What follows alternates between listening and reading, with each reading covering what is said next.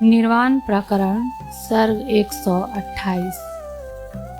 प्रविलापन युक्ति से भरद्वाज मुनि की कृतार्थता, ज्ञानियों के कर्तव्य तथा राम के व्युत्थापन का क्रम, यह वर्णन। शांतो दांत उपरत अस्ति तिक्षु श्रद्धा वित्तः समाहितो भूत्वा आत्मन्येवात्मानं पश्यति इत्यादि श्रुति के तात्पर्य के वर्णन द्वारा साक्षात्कार पर्यंत सांगोपांग प्रपंच के प्रविलापन का प्रकार कहने के लिए उपक्रम करते हैं। वाल्मीकि जी ने कहा, हे भरद्वाज, सम दम उपरति यानी काम्य और निषिद्ध कर्मों के परित्याग से एवं विषयों के द्वारा इंद्रियों के संबंध से जनित सुख से, विषयासक्ति से शून्य, श्रद्धा से युक्त मुलायम आसन पर बैठकर चित्त और इंद्रियों की क्रियाओं को जीत करके योगी तब तक ओमकार का उच्चारण करता रहे, अर्थात दीर्घता से जप करता रहे जब तक मन प्रसन्न न हो जाए। तदंतर अपने अंतःकरण की शुद्धि के लिए प्राणायाम करे और उसके पीछे विषयों से इंद्रियों को धीरे धीरे खींच ले। देह, इंद्रिय, मन, बुद्धि और क्षेत्रज्ञ इनमें जिस जिस उपादान कारण से उत्पत्ति हुई है उसको जानकर, यानी श्रुति आदि के द्वारा अनुसंधान कर पीछे उनके उपादान कारणभूत उन भूतों और देवों में उन सब का लय कर दे। इस तरह आध्यात्मिक देह, इंद्रिय आदि भाव को छोड़कर उनका कारणभूत देवता समष्टि रूप अकारार्थ विराट मैं ही हूँ, इस तरह की भावना से पहले विराट में स्थित होकर उसके बाद उसके कारणभूत उकारार्थ सूक्ष्म भूत लिंग समष्टयात्मक हिरण्यगर्भ में उस विराट का लय करके हिरण्यगर्भ मैं ही हूँ, इस भावना से स्थित रह जाए। तदंतर उसके कारणभूत त्रिगुणात्मक माया से उपहित मौकारार्थ अव्याकृत में उस हिरण्यगर्भ का भी लय करके अव्याकृत स्वरूप मैं ही हूँ, इस भावना से स्थित हो जाए। उसके पश्चात संपूर्ण जगत के मूल कारण रूप से उपलक्षित अव्याकृत सहित सबके अधिष्ठान भूत अर्ध मात्रा से लक्षित परम कारण शुद्ध ब्रह्म में उस अव्याकृत का भी लय करके स्थित हो जाए। देह, इंद्रिय आदि में जिससे उत्पत्ति हुई है उसका उसमें लय कर दे। यह जो कहा गया है उसका विशेष रूप से फिर विवरण करते हैं। मांस आदि जो पार्थिव भाग है उनका पृथ्वी में, रक्त आदि जो जलीय भाग है उनका जल में, तथा जो तेजस भाग है उनका तेज में, उनकी तन्मात्रा रूपता जानकर लय कर दे। वायु भाग का महावायु में और आकाश भाग का आकाश में लय कर दे। इसी तरह घ्राण आदि इंद्रियों का भी उनके आरंभक देवतोपाधिभूत सूक्ष्म पृथ्वी आदि में लय करके दिशा श्रोतं भूत्वा कर्णो प्रविशत इत्यादि श्रुति सिद्ध जीव के भाग की प्रसिद्धि के लिए कर्ण आदि गोलकों में प्रवेश द्वारा श्रोत्र आदि रूप इंद्रिय भाव को प्राप्त दिशा आदि देवताओं का क्रमशः उन देवताओं में ही लय कर दे। अपने श्रोतेंद्रिय का दिशाओं में और त्वगिंद्रिय का विद्युत में लय कर दे। चक्षुरेंद्रिय का सूर्य में तथा रसनेन्द्रिय का जल के देवता वरुण में लय कर दे। प्राण का वायु में, वाणी का अग्नि में और हस्तेंद्रिय का इंद्र में लय कर दे। अपने पादेंद्रिय का विष्णु में तथा गुदा इंद्रिय का मित्र में लय कर दे। उपस्थेंद्रिय का कश्यप में लय करके उसके बाद मन का चंद्रमा में लय कर दे। इसी तरह बुद्धि का चतुर्मुख ब्रह्मा में लय कर दे। हे मित्र, इंद्रियों के बहाने देवता ही सब स्थित हैं। इंद्रियों के नाम से कोई दूसरी वस्तुएं स्थित नहीं हैं। इनका मैं तुम्हें तत्वोपदेश द्वारा लय करने का आदेश अग्निर वाग भूत्वा मुखं प्रविशत, वाणी बनकर अग्नि मुख में प्रविष्ट हो गई, इस श्रुति वाक्य को प्रमाण मानकर ही दे रहा हूँ। स्वतः अपने मन में किसी तरह की कोई कल्पना करके मैंने इन अर्थों को तुझसे प्रकट नहीं किया है। देह इंद्रिय आदि को विलीन करने का तरीका बतलाने वाले संग्रह श्लोक को यूं बतलाकर अब विराजी प्रथमम स्थित्वा, विराट मैं ही हूँ, इस भावना से पहले विराट रूप में स्थित होकर इस उक्ति को और साफ करके बतला रहे हैं। इस तरह अपनी देह को उसके कारण में विलीन करके मैं विराट हूँ ऐसा चिंतन करें। अव्याकृते स्थितः पश्चात, अव्याकृत में स्थित होकर उसके पीछे। इसकी व्याख्या के प्रसंग में ब्रह्म विद्या के इच्छुक पुरुष को पहले उपास्य रूप से कही गई सारे ब्रह्मांड की आत्मा विराट पुरुष के हृदय कमल के ऊपर सदा स्थित रहने वाली और ब्रह्म विद्या से घटित अर्धंग शरीर से युक्त माया सबल संपूर्ण जगत के अभिन्न निमित्तोपादान कारण रूप ब्रह्म की मूर्ति को दर्शा रहे महाराज वाल्मीकि मुनि वही संपूर्ण प्राणियों का माता पिता के रूप से भी कारण है, यह बतलाते हैं। सारे ब्रह्मांड के भीतर जो यह अर्धनारीश्वर भगवान स्थित है वही संपूर्ण भूतों का आधार तथा कारण कहा गया है। वह सबका पिता होने से ही अपने विरचित देव मनुष्य आदि रूप समस्त जगत को अन्न पान आदि के द्वारा जीवित रखने के उपाय में व्यवस्थित होकर हविष तथा वृष्टि आदि से सबके पोषक स्रोत स्मार्त यज्ञों की सृष्टि रूप से ब्रह्मांड के भीतर स्थित है। प्रासंगिक बात बतलाकर प्रस्तुत देहेंद्रिय आदि का विलय बतलाने के लिए ब्रह्मांड का आवरण बतलाते हैं। इस ब्रह्मांड के घेरे से बाहर द्विगुण पृथ्वी है और उस पृथ्वी से द्विगुण जल है।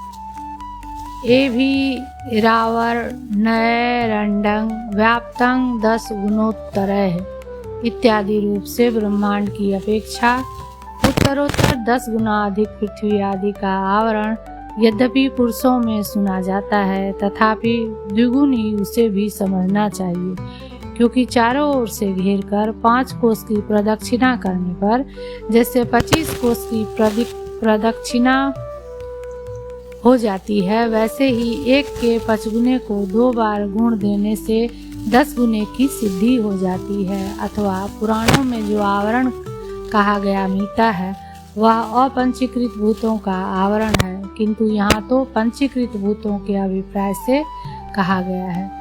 यूं किसी तरह का विरोध नहीं दिखता। जल में द्विगुण तेज है, तेज से द्विगुण वायु है और वायु से द्विगुण आकाश है। यूं क्रमशः एक दूसरे की अपेक्षा उत्तरोत्तर द्विगुण है। पंचीकृत या अपंचीकृत आकाश से यह सारा जगत ग्रथित है। योगी को चाहिए कि वह पृथ्वी का जल में लय करके उस जल को फिर तेज में लीन कर दे, तेज को वायु में विलीन करके उस वायु को फिर आकाश में विलीन कर दे और आकाश को समस्त स्थूल प्रपंचों की उत्पत्ति के कारणभूत हिरण्यगर्भाकाश में विलीन कर दे। उस हिरण्यगर्भाकाश में एकमात्र लिंग शरीर धारण कर योगी क्षण भर स्थित रहे। योगी का वह लिंग शरीर क्या है, इस पर कहते हैं। वासनाएं, सूक्ष्म भूत, कर्म, अविद्या, 10 इंद्रिया, मन और बुद्धि, इन सबको पंडित लोग लिंग शरीर कहते हैं। तदंतर स्थूल उपाधि का लय हो जाने से अर्ध शरीर से उत्पन्न हुआ सा वह योगी ब्रह्मांड रूपता के अभिमान का त्याग करके उससे बाहर निकलकर सूक्ष्म भूतात्मक लिंग समष्टि देह में मैं ही आत्म रूप अधिष्ठाता हिरण्यगर्भ हूँ, यूं चिंतन करे। 4 मुख वाला शरीर ही हिरण्यगर्भ नाम से लोक में प्रसिद्ध है, जिसकी कमल से उत्पत्ति हुई है। यह तो भूत सूक्ष्म समष्ट आत्मा 4 मुख वाला नहीं है, फिर यह हिरण्यगर्भ कैसे हो सकता है? यदि यह आशंका हो तो इस पर कहते हैं। सूक्ष्म भूतों में अभिमान करके बैठा हुआ यही ब्रह्मांड प्रविलापन के पहले ब्रह्मांडगत ऐश्वर्यों का भोग करने के लिए कमल से उत्पन्न अपने शरीर की कल्पना करके 4 मुख वाला था। ऐसे हिरण्यगर्भ की आत्म भावना करने के अनंतर कर्तव्य बतलाते हैं। अपंचीकृत भूतों की भी अपेक्षा अत्यंत सूक्ष्म उपाधि रूप से अव्याकृत मायांश में तथा उपहित चिदाकार से अव्यक्त में लिंग शरीर को भी विलीन कर बुद्धिमान योगी स्थित रहे। जिसमें यह समस्त जगत रहता है वह अव्याकृत और अव्यक्त नाम और रूपों से विनिर्मुक्त है।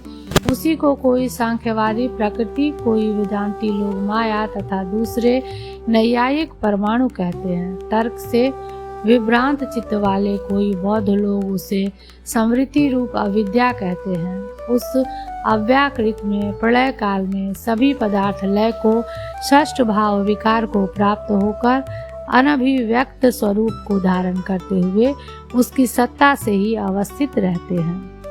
कैसे स्थित रहते हैं यह कहते हैं, जब तक दूसरी सृष्टि नहीं होती तब तक परस्पर के संबंध से शून्य तथा चिति की भोग्यता रूप आस्वाद से रहित होकर उस अव्याकृत स्वरूप में ही स्थित रहते हैं और प्रलय के अनंतर सृष्टि काल में फिर उसी प्रकृतिभूत अव्याकृत से सब उत्पन्न होते हैं।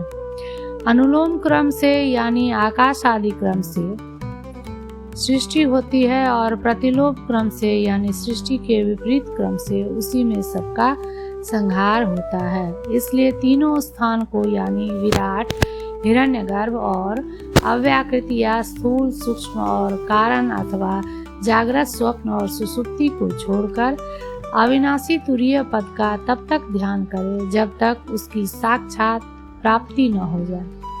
ध्यान से दीप्त हुई आखिरी साक्षात्कारात्मक वृत्ति से ध्यान के कर्ता और कारण रूप लिंग का भी प्रविलापन कर निरतिशय परब्रह्म में उस प्रकार प्रविष्ट हो जाए जिस प्रकार घट के विनष्ट हो जाने पर घटाकाश महाकाश में प्रविष्ट हो जाता है।